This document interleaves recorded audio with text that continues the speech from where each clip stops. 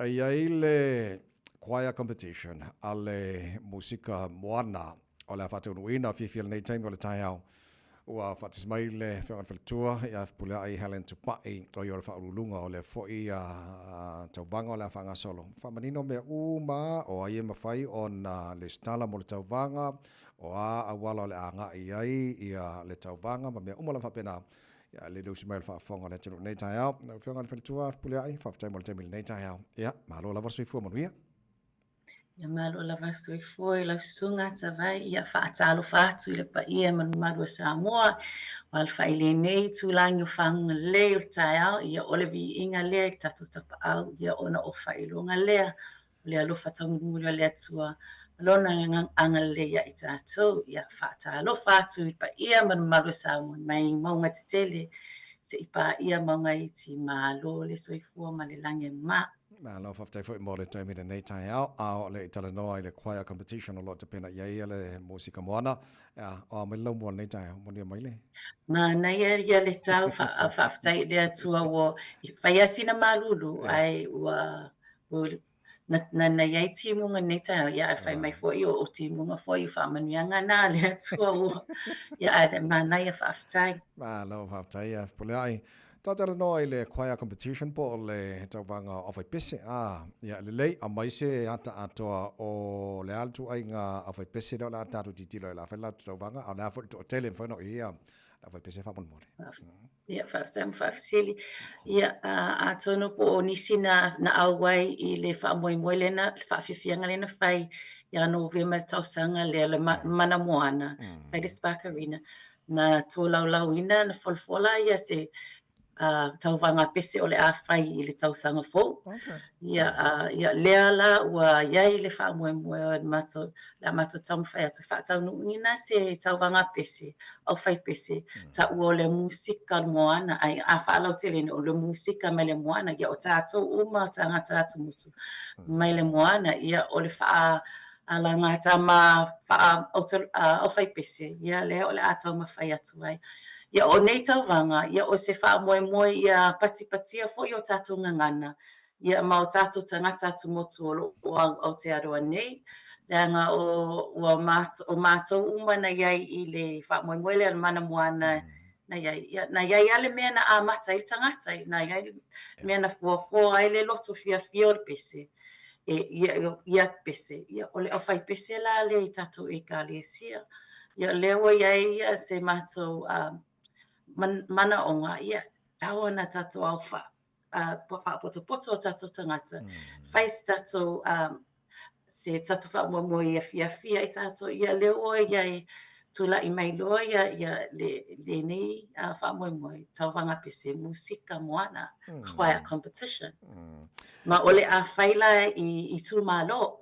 o le aso fitu o September, le a whaataunu i Wellingtone, o le aso Roosevelt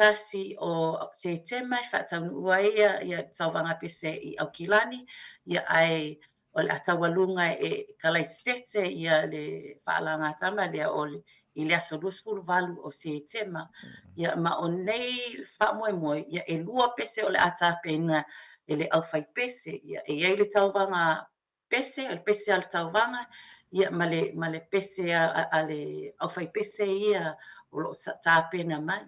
Ia o ma le aso e whaiele le sitala o le Roosevelt tasia a me lo nuinga la o le vai aso fōu i le aso lua o le atatala ia tatu le sitala. Malo, mana ia. Lelei, ala mea wa e se fina ngalo mas tau whaama fo i au whionga le whalitua, pulea ima lo tau musika moana. E whaisi tau wanga hapea mo, a whai pese o le atina eina o whai pese ka le sia, o le ase silasila maone. Musika moana. O le atina ina o au whai pese o e ka le sia, ma a tatova ai o le au whai pese e ka le sia, o se vahenga leo le ka le sia ta ua te le sauninga, ia au a foi lato sau le a samles, o le si foi whai launga na, ia ua matova ai, ia ma o lo nei foi tangata, na a mata lo fia i au whai pese. I lo walu ma e o atu o mātou e pese, ia tosa atu e au ma o tuangane ma te o. Ia lea ua mau e au le fianga. ia whaia o whai pese ma o fo inisi tūlanga i le whai pese, le ngata ni pese, ia ma o se wha moe moe fo ia lu i tauina fo ia halong whana o lo o tuk wae, ia lātou ma o fo i le nganga o le fia fia, o le si fo ia o ngale o whai pese, o le mafuta o tupulanga ma tangata mātutua. Ia e tele lava le avanoa ia mauai au onga ia ma o se si fo i vahenga na fesoasoani lo tangata i le ngangana ia wa e ia le ngangana e tala noa i le fale ai a o lo i le au whai pese e se fo i le mamalu ma le ngangana lo o tala noa ina whaasoa i le nawe ia o whaalonga i o talinga ia o tama whai fo i ai o se aonga fo ina se aonga mo alo ma whanau ia e mau ele avanoa e whaafonga e whaalongolongo i ta lato mātua ma tangata mātua ia wa e ia vaenga le o whai pese e whaamaluina ia o mea o mana ma loo tau tala atu ia na o whaalongo i o talinga i le o whai pese o lesi fo i falea onga na mo tātou. Ia o le au whai pese fōi, e le whaatapula ana tangata e loa pese e ka le sia. O le au whai pese mātou na a mata mei la aiti tau tangata mātutua. O we o la ngona le pese. Ia lea o ai se la ngona mātou. Ia whai se tau vanga pese. Ia moa fōi se sia o ngā lea moalo ma whanau e mafuta ma o lātua mātua. Ma mātua o lātua mātua tā pena. Ia maua i se ai. Elena o le pese o le mafutanga ma o onga umai maua i nei mafutanga o le whai pese. Ia, pule ai te lo le si vaenga mātango fio le te tala le avanoa moso se ka le sia po le sao lea? Moso se ka le sia. Ma nga iai o mea na o masani ai o na o Samoa a le ua mātou talaina le nei ia tauvanga pese ia au fia ai ia tangata atu motu. O re pese tauwanga, o e ono ia ngangana o le pese la vetasi, o le fati la vetasi, ai o le iai le ngangana Samoa, iai le ngangana Tonga, iai le ngangana Niue, ia o Fiti, la Rotonga, ia ma le toelau, ia au ia le tato poto uma tato tanga tato motu. Ia awa se tato sau, ia tato o fatasi. Ia awale nei ia tunu o tato au mauai.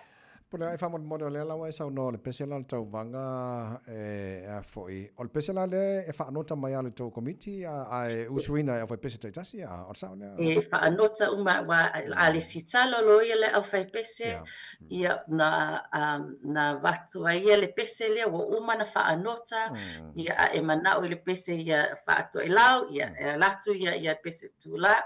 Pena wa uma na whaanota wa uma na tāpena ina ele komiti ina ia pepese ai ia tato tangata. Ia ma le pese filifilia ale au whai pese lava ia i lato wa lavanga ngana. Ia e lua pese sauni o le pese tauwanga, ia ma le pese filifilia ele au whai pese. Mana ia, malo whaaftai, mātango fia le wha moe. So le alau e sau noa o le asolosu tasel masina nei le la amata na restalai ina nei te ua tele e se limit o whanumero o whai pese tau ona restala pe... Ia le o le au whai pese wai. Le e vai atu ia o le mato komiti wa o lefto a whaatau no uina le nei wha moe ai o le e tau fo ina whaatapula i wale tasiale aso ia o le tele au whai pese po le lua se fulima i au kilani lava ia wai to tele o tau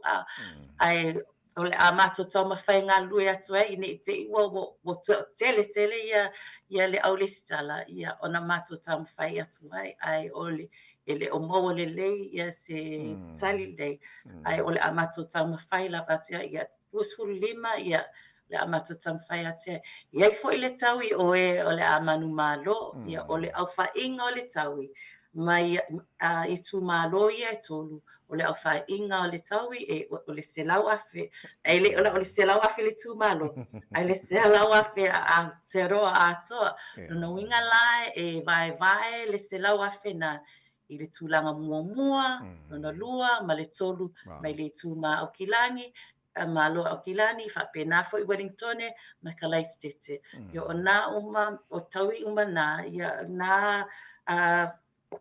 taui o le o le whaamoemoe ia a tina e ai ia po le a ia le mawhtanga o lo ma tamwhai ai le au whaipese mea fsosoani ina ia a tina e fo ia la tau po kalame po se mea fsosoani ia awaia ia le alualo luma o la tau mawhtanga pa la patutonga. Puna e whamol mole e fia restala ia le au whaipese o la se au whaingo le tupe restala le au whaipese. O le sitala o le au whaipese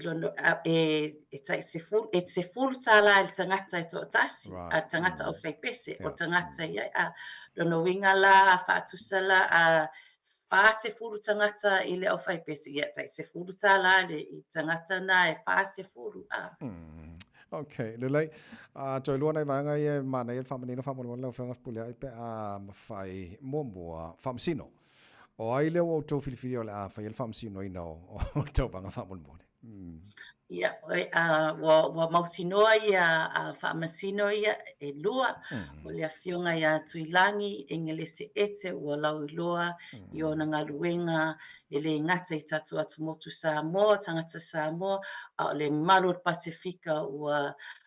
ia, ua fo mai fo ia le awhionga ia a tuilangi, ia ma o se whawhiwhianga lea i mātou, ina ua atalia ina e ia se mātou tangi atu, ia ma le awhionga ia lote latu kefu, o ia fo'i o le awhionga fo mai, o le tonga, o ia o se fo mai, so she's a doctor, ma le associate professor i le performing arts, i o lo nei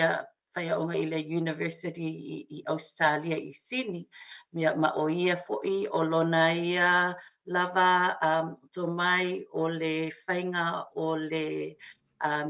oina o le leo, o le associate professor, Dr. Lote Latukefu, ma Dr. Tuilangi Engelese Ete,